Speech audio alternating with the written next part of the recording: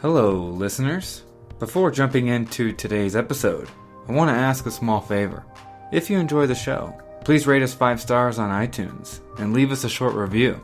It helps us populate when people try to discover the show and gives the podcast some street cred.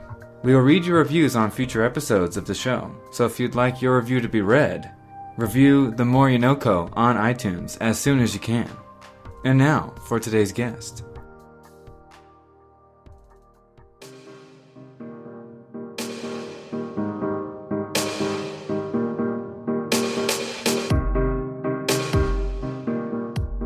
Welcome to the NoCo, bringing curiosity and community connection to the Northern Colorado area, one conversation at a time.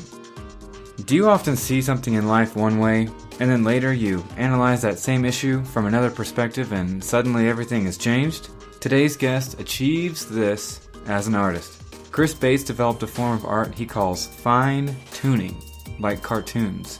Close up you'll see images and tuned drawings of things that relate to and matter to the person in the picture. Back up far enough away from the art, and you'll stop seeing cartoons and will instead see a photograph of a person. Our Facebook page features an awesome video of one of his latest mural projects. Here he is, Chris Bates of Mighty Fine Art. I sit here on campus at the Harmony Library, Front Range Community College in southern Fort Collins with none other than Chris Bates, a professional artist in the area. So first of all, good morning. Yeah, morning. And thanks for joining us. For sure. So when did you first dip your toe in professional art, and how did this come to be? You know, I've just been doing art since I was a little kid, since middle school, kind of when I first started doodling and picking up things.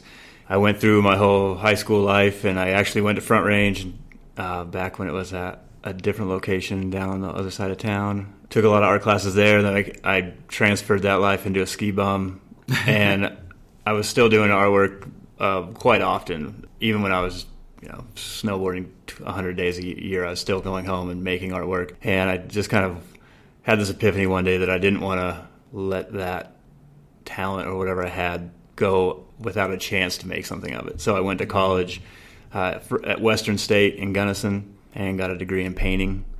And then I returned back to Fort Collins, just kind of like would show artwork around at different restaurants and bars and just kind of like dabble while I was working. And after 15 or 20 years in the restaurant business, I was asked to leave my last job, I guess. I left my last job, and my wife suggested I didn't get a new one and just kind of pursue art full time. And it was at the same time where Fort Collins was really just kind of dabbling in like the Transformer box mural projects, and it was right on the cusp of like this wave of mural painting, which I kind of stumbled into, and it's just been this kind of building block for my career ever since then, just kind of stumbling into mural creating, and that's mostly what I do now is paint murals. So I also, during that college years, I painted houses in the summer times. So now it's kind of like a blend of the two, because a lot of the paint I'm painting on the side of buildings a lot, and also using like exterior house paint is mostly the material that I'm using. Do you feel like your summer job as a house painter informed you a little bit for doing murals and completing them? Yeah, it definitely helped in the application process, I guess, for at least like with cities, and just convincing people that you know how to prepare a wall, you know how to keep a clean workspace, and you're out in the public sometimes painting, even commercially. It helps to like kind of know those ins and outs of like how to clean up messes and how to use drop cloths and safe on ladders and all this stuff, kind of give you the confidence to kind of give that aspect. Sometimes people are looking for that, like what qualifies you for this? And at the beginning, especially when I didn't have a lot of mural experience, I could kind of lean on, well, I've painted houses and it's essentially very similar, just less artsy. Right. What brought you back to the FOCO area? Was it just this was home, or? Yeah, I had family here. I had little kids, so we moved back to our plan wasn't to be here. I mean, growing up in Fort Collins, and I think we both felt like there wasn't anything for us here, and we loved the mountains, and we were just kind of coming back here so my wife could finish some schooling, and we had family, and then during that like year and a half transitional period, we had another kid, and we just kind of got stuck here, which was like an awesome move. Right. Because I wouldn't be able to be doing what I'm doing now in any of the places that I was considering staying. And then when your previous job in the restaurant industry asked you to leave, at the time it seemed like a negative thing, but I guess you turned this into a very shining positive event. Well, I always look at things like that. I don't know. I've always had a loose affiliation with jobs, that I was always working for someone, but I don't know if it's because my dad had a union job and I was always working in these non-union jobs where you'd see people be let go on a whim for anything, and I always kind of felt like, even down to the dishwasher in restaurants, those people are just as important as the owners, and without the dudes washing dishes, it's all going to go downhill pretty quick. So I kind of had that, maybe it's not the best attitude that employers are looking for, I guess, sometimes, where I'm like, hey, you need me as much as I need you, and I always wanted a mutual respect thing, and sometimes that rubbed people the wrong way. But I always looked at that like, anytime there was like an abrupt change sometimes in your life, like, you could turn that into a negative, or you could turn it into positive and look for new opportunities to open up for you. And then you said you spent some years being a ski bum. Did you ever do things for friends, or was it just kind of like stuff you did in your free time? Yeah, free time mostly. I mean, you always have people, because that's what I wasn't sure, because I think a lot of artists go through this in their teenage and in their 20s, where people are like, hey man, draw me this tattoo, or I'm going to start this thing, make me a logo for my band, or make me an album cover, and you're kind of happy to do that, but sometimes like juggling that, like, I want to do what I want to do, and I'm trying to marry what you want to see, and there probably isn't any pay involved in this, and you're not putting really any value in what I'm doing. You can see I draw something, and you want me to do something cool for you. It's kind of a turnoff, and that, I think those experiences were like, led to a lot of hesitancy in me, like thinking that I could have an art career or pursue that, because I'd always be like, I don't know what to do for you. None of those things ever really panned out. Yeah. Did you ever foresee being a professional artist, making your living off this artwork? I don't know. To a certain level. I mean, even in college, I'm not sure if I really ever felt that way. I mean, I always felt like I was passionate about it, and I had a certain level of talent that could get me somewhere. But art and any creative venture is a very difficult place to navigate. And there's so many different paths that you could take to make that successful. And I think that's one thing that I didn't realize coming out of the early educational years, is that I was kind of taught, like, go through this thing, build up a portfolio, do gallery shows, get your name out there, get recognized, work your way into galleries, get collectors to collect your work, and that's how you build an art career. And I really wasn't interested when I started pursuing that and doing that. It just didn't seem like it vibed from what I wanted to do. Then the more experience that I had actually making a living, or putting the pressure on myself to make a living doing artwork, I kind of realized, like, there's a million ways to cut this. And you're a creative person, so therefore you should be able to come up with creative solutions to these financial or business problems that exist. And there's no, like, right or wrong way to do it. You just got to, like, figure out what works for you. Forging a new frontier here. You're making the road for yourself. Yeah, and I think a lot of artists that are successful are probably doing that. I mean, there are people that take that traditional route as well, but I think even in those, they're still coming up with their own individual routes to get there. This fine-tuned portrait style that I've seen on your website, yeah, did this develop? How did this? I really want to show this on our Instagram page, because I just think it's awesome. Yeah, I actually brought one for you as a little thank you gift, so you can have one to take home with you. But that whole thing developed, I was skiing up in Salt Lake City at Snowbird. I broke my wrist, and I had like a month where I really wasn't riding too much or working, because I was working in room service and I couldn't carry a lot of trays. So my ability to work my job was pretty hampered for a little while. And I was always fascinated by the Salvador Dali picture, and I think it's called Portrait of Abraham Lincoln or something to this effect. But when you're standing across the room from it, it looks like a portrait of Abraham Lincoln. As you walk closer, it's like blocks of color, and there's like a picture of Jesus on the cross, and there's flames and all this different stuff when you get close. And I was like, that's so crazy that you could have something that when you're right up on it, you can't even see what it is. And then as you step back, it turns into this completely different thing. And I wanted to try to create something like that, and I'm really into hip hop, and the Roots had just come out with a new album. I did a picture of Questlove, the drummer for the Roots, and just kind of did a bunch of pen and ink doodles and different things that were going on in my world at that time, or things I was listening to with music. And I just created a picture that kind of tried to recreate in my own way that multi-level deal. And then I went all the way away from that. I used that to help me get into like scholarships to get into college for painting. But then all through college, I didn't do anything even remotely close to that. And then when I got out of college, I immediately started doing these drawings again through a chance encounter with the Roots in Paris, which is like, we don't have enough time to take up half this podcast to tell that story, but it's a pretty awesome one. You got to meet them in Paris. Yeah, and kind of like launch my whole... Can you give us a drive-by version of this story? They were putting out a call for fan art on their website, and they were having a show in Paris. They wanted to have an art after party, and they were going to show art at that club. And I submitted work, and they loved it, and they took this poster down to Paris, and through happen chance, friend of my dad's, I got a bunch of miles to go out to Paris, and I met them at this club, and they were like, I'm sitting in this club in this basement of Paris, and all these dudes from the Roots are like, dude, you drew that?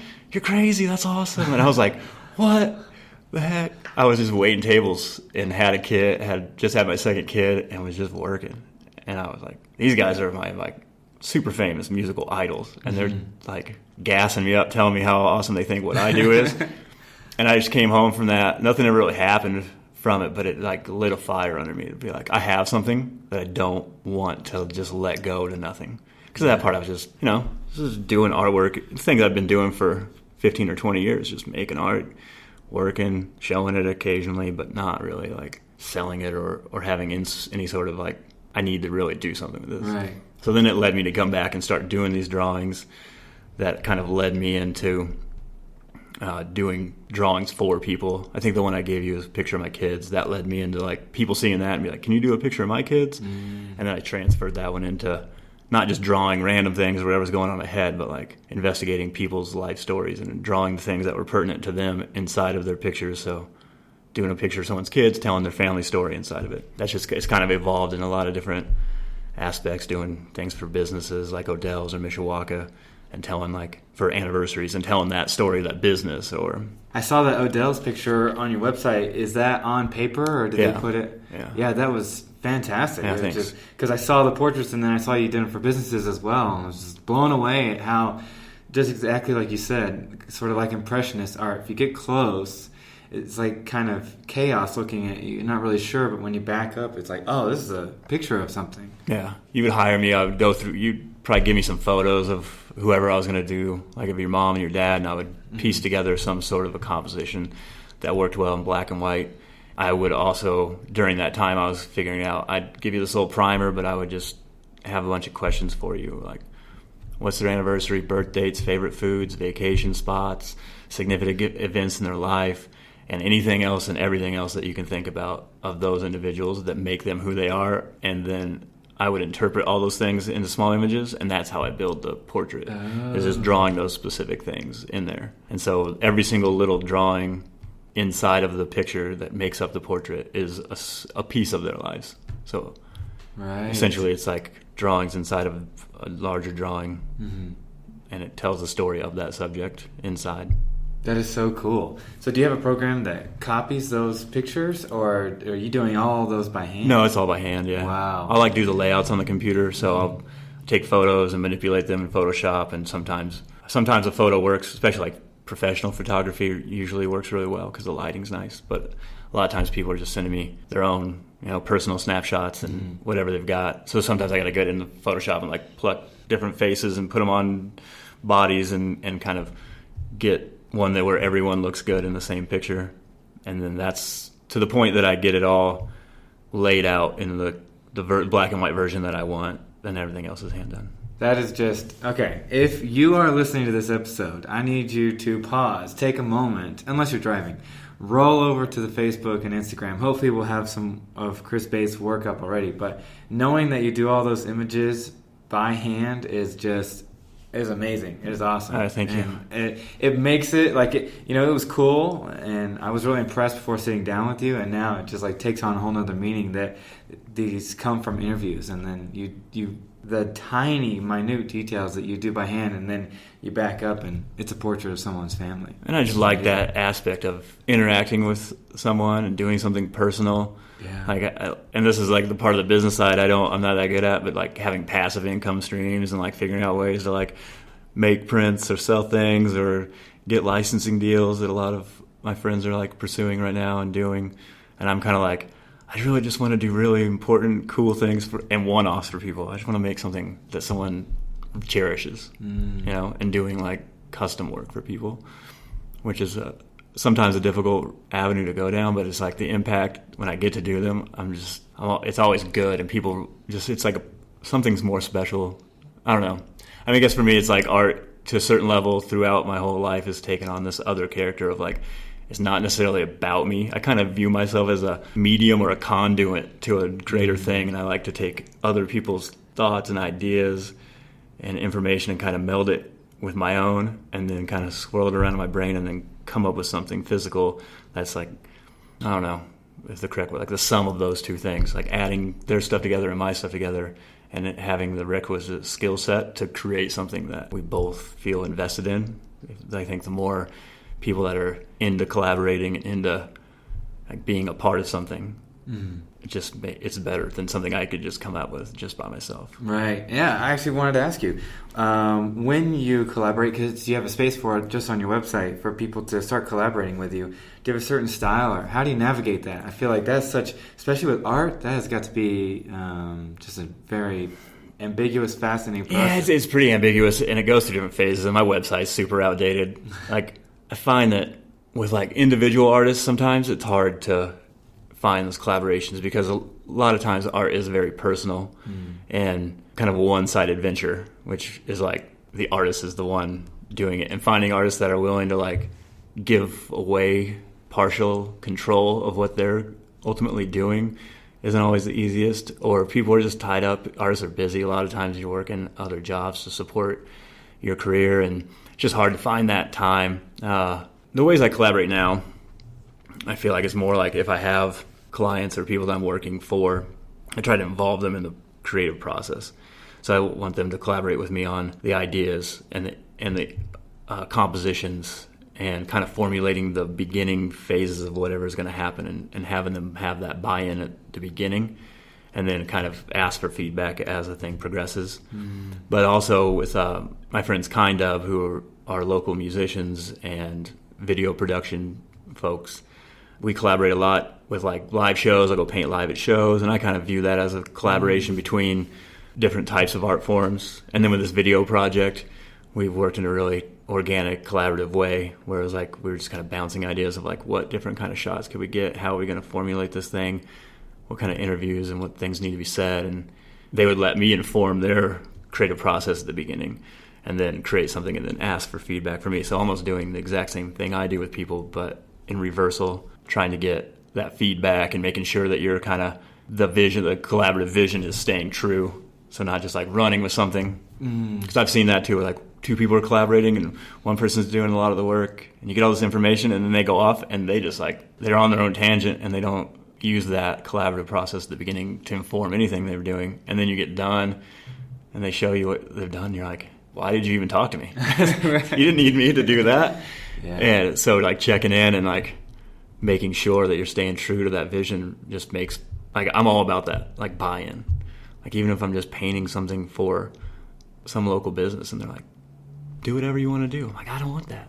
I want you to feel invested in it and have no surprises at the end for you. You want it to be true to them. Yeah. It's like, what they want. I'll make something, I hope I'll make something I'm proud of and good with giving, but I want to make sure it's like, you're the one living with it. Like a lot of times when I'm done, I'm moving on, or it's not going to be in my everyday life. And if it's going to be in your everyday life, I want to make sure it's like something that is going to be good for you, not just for me. You're the one creating it, but then once you finish the product, they're the one that is going to experience it way more than you ever did, right, over time. So I feel like if someone has a little bit of say in that, even some people aren't comfortable with that. They're not used. A lot of people that are hiring artists or doing things, they're not artists themselves, and they're not used to going through a creative process. And they also feel like, and I think a lot of artists are this way, and maybe I'm just a little bit different in that way that I approach it. But I don't want to tell you what to do. I don't want to hamper your process. But I'm like, my process is like succeeds most if you help me inform the beginning parts of this, because then I feel more comfortable and more sure that I'm going to do something that makes us both feel good about it. When you had done murals for years, how did you build to working with the Exchange, and did they ask for a fine-tuned mural, or did you propose to them and say, hey, I've kind of had this idea burning, what do you think? Yeah, so 20 years ago I did my first drawing, that Questlove one, but the minute I did my first mural I was like, I want to do one of these drawings like that, like big on a wall. Like, what's the impression of that whole step back if you can get a block away and then you walk up and the thing's 20 or 40 feet tall? And so I just did my first one of those this summer down at the Exchange on Pine Street. And we're coming out with this documentary, 4.5, 5-minute documentary film that these musicians and filmmakers made for me. And we're going to be releasing that here really soon, maybe by the time this podcast is out, so it should be up on the internet. And then we're going to use that to try to like see if we can find businesses or cities or anyone that has like an important person or iconic figure in their community that would have that story told in a public way, and just see if I can really push. Because that's been my dream for like 10 years. Like, I always thought like the marriage of the two things that I do is going to be the most impactful thing. I've got to see this video because it would be fascinating to see you turn the small movements and the small pieces into that large picture as a huge life-size mural. Yeah, it was what I kind of thought it would be. Dreaming about it for 10 years of doing it, and the impact is greater than the sum of either one of those individual parts, the smaller drawings or my bigger murals. Like, putting those two things together, people were like taking notice a little bit more than the normal mural painting. I think everyone's real supportive. I've done like maybe 40 murals, and everyone's like, great, that looks awesome, good job, that's beautiful, keep it up, blah, blah, blah. But like doing the fine-tuned mural job, people were like, what are you doing? Blown How are you away. doing this? Yeah. Who are you? Are you from around here? Who hired you? That's crazy. Like, the whole conversation was different, and people would stop, and like lots of people would have 10 or 15-minute conversations instead of just the passing affirmation of support that you normally get. They were surprised enough and enjoyed it enough that they actually stopped and talked to you. Noticing that, Yeah. then I'm like, this is something I want to try to like make something. That whole job came about, just my name got threw out in this meeting. They were looking to do a lot of like all the little electric boxes, gas meters, water drains, all stuff like that. They just wanted to turn those into things. And there's this viral video artist guy, I think in New York City, that was doing things like that, turning little boxes into flamingos, doing like little cutesy things. They were like, I want you to do something like this. And my name just got thrown in the hat, so I did some like talking about that in the year before, and we just looked at the whole space, and then it was like a 6-month window before the actual work was going to take place. So they're like, give us a budget, we'll budget it in, and we'll talk next year. And for me, it's like, as an artist, like, nothing's solid until you've got a contract in front of you where you're actually start putting paint to the wall. So I was like, hopefully this all works out, because it was going to be a pretty big job for me. And I ended up doing, I think, 12 or 13 murals in that whole Exchange block, different sizes, wow. different subjects, different styles. And then when I met back with them in the spring of last year, in 2018, we were doing a site walk. I was taking pictures of all the locations, and then I was talking to another individual that works for the company. It's Brinkman, big developer in town, and we were talking about another location of possibly doing some artwork. It was a pretty quick meeting, and I just got to chatting with her about other stuff that I do, and I got to talking about my drawings, and I was just excited about having this opportunity to work for a big developer that owns a lot of buildings, that builds a lot of buildings, because I was like, I have this dream for like 10 years about doing one of these drawings on a building, but it needs, and I kind of gave her the specs, so like, ultimately be like a 1 to 2 block view shed, terminating on a wall, 1 to 2 stories high. And she was like, isn't that one location that you were showing me, one of the boxes they were hiring you to paint, isn't that exactly what you're saying? I flipped back through, and I was like, what? Rolled back across town, got back to that spot, and I was like, it's perfect. This is exactly what I'm talking about. And so I just like got home, put a quick proposal together, showed some examples of my work, of previous things, took a picture of the wall, sent it to them, like, instead of doing this little box, like, what do you think about doing this thing? And they were like, that's great, let's do it. And they were just on board. So it was just like all these ducks fell right in a row, just serendipitously. And then it happened to be right on the corner of this Harper Goff alley. And Harper Goff is this Disney legend that was born in Fort Collins, early 1900s, and went on to like have this crazy career all through the movie and Disney and hotel industry. I was always, the whole time I dream about this for like 10 years, I'd be like, who's the person that I would do? Like, who would be the individual in Fort Collins that I would make this first portrait about? And I was always looking at what different iconic figures that lived in this town or grew up in this town. And then it just so happened, like, right on the spot that it worked out was like the guy, like the most talented, most crazy life story individual to be born in this town, in my opinion. It was just right there. And so it all kind of just was like magic. That's amazing. Yeah. And so for people who hear this and are awe-inspired and they want to see it in FOCO, where is this located? It's on Pine Street. Pine Street is a little kind of diagonal street coming off of Walnut that connects Walnut to Jefferson. But the easier way, if you're on Linden, and there's an old Firehouse Alley, which is the alley that basically runs from like the new Elizabeth Hotel all the way to the Exchange. So if you're standing on Linden Street and you look west down the alley past like the Forge, which is a beer bar right there in town, you'll see it from Linden looking down the alley. And if you walk straight towards it, then it's right in front of you the whole time, and then you can walk across the street and be right up on it. That is so neat. And so on the horizon, you hope to be doing more murals like this? Yeah, that's kind of like the new... I've kind of been a person that never really had plans. You know, I just kind of like took opportunities as they were presented to me and made some for myself when I saw opportunities exist. This is like the first time, even after being semi-successful as a professional artist for the last decade, of like, I know where I want to go in the next 3 years. I know where I want to go the next 6 years. It's all surrounding this style of mural painting, finding opportunities regionally, nationally, internationally, and kind of building this resume.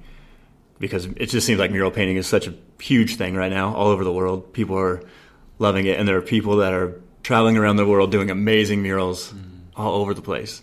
And they have something, and I feel like this is the first time like where I have something unique and something inspirational that I could give the world that legitimately gives me a chance to do something super successful. So we'll see. It's always fun to dream about, and that's the whole thing that keeps you burning, is like these little dreams, like, oh man, what if I did this? What if I did that? So, but it's tangible. Like, this is like the first time it's like tangible. Yeah. Not to mention you kickstarted it by meeting your idols and having them fawn over your work in Paris. Yeah. So.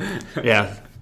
I was just talking, we were at a storytelling event last night, and people were doing these little 3-minute stories, either part of like bigger novels they were writing, mostly writers in town. And I was like thinking about that story of the roots. I'm like, what if I could write that story? Because it's a pretty interesting one. And it's kind of like this inspirational story that doesn't like have this like, all of a sudden I went on tour with the Roots and I was doing and it all blew up. It's like, no man, but it like started this like chain reaction of events. It was like the jumping off point of something bigger. There was no defining like moment that came out of that was like, oh, that was it. Right. But which I kind of thought it could be, but it didn't. Definitely like changed everything. It fueled you here, and now you're still able to dream big. Right. And you're doing awesome stuff. Right. So I suspect if people listen to this episode and they get a peek at your artwork, they're going to want to hire you. So how can people contact you, find you on the interwebs? Where should we direct people? Yeah, I'm mostly on Instagram these days, Mighty Fine Artist on Instagram. You can also you can find my website, even though it's probably 3 years outdated, but I'll more than likely in the next year and a half update that website. Okay. mightyfineart.org. I'm easy to reach. I'm local in Fort Collins. Chris Bates Art at Gmail. You can drop me a line. I'm quick to respond and not going anywhere out of Fort Collins anytime soon. Maybe in 6 years. Got like 6 years. Yeah. Well, there you go. Thank you very much for your time. Yeah, thank you. I appreciate it. Don't worry. We will be back soon, hearing from another person or a group of people on the NoCo. As always, I want to thank Russell Isaac Long for the music used here at the NoCo. Check us out on Instagram or Facebook for extra information, bonus content, and updates about guests who have previously been on the podcast. That's the NoCo, all one word. Original, right? Thank you for listening and supporting the show. Until next time, peace!